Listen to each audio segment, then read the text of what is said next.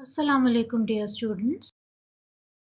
Today we will talk about expressing common fractions as decimals, expressing decimals as equivalent fractions, and identifying decimal numbers on a number line.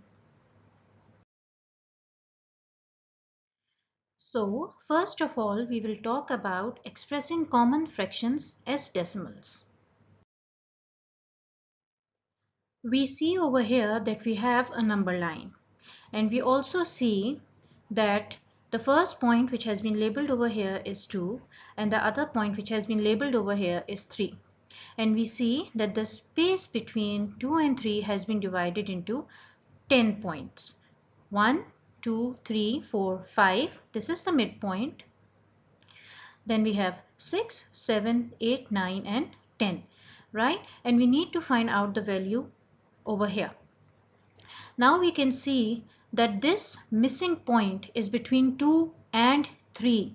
So this means that we have a whole number value of 2, and to determine the fractional part we see that this point is at the very first place after the 2.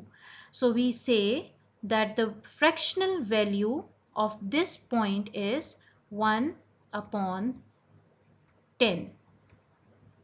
Okay? And if I ask you to write this value as a decimal, how are you going to do it?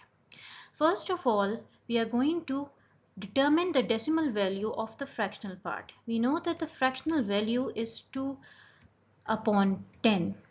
As a decimal, we know that we are going to express this as 0.2, right? Now we know that we have a whole number here as well, which is this 2. So we replace the 0 with 2 and we have 2.2 as the answer. And we can write our answer as 2.2.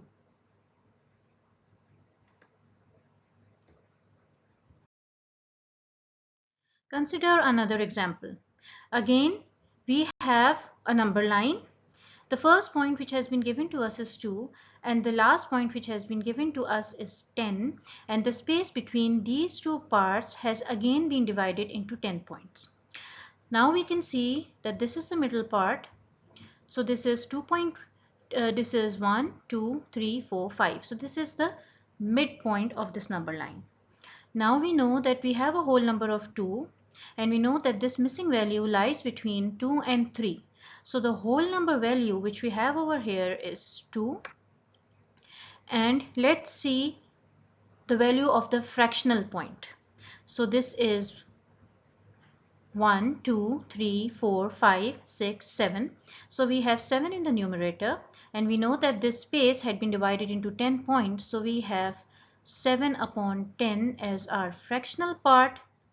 And when we convert it to a decimal, we are going to write it as 2.7, where this 0.7 represents 7 upon 10 and this 2 represents the whole number 2.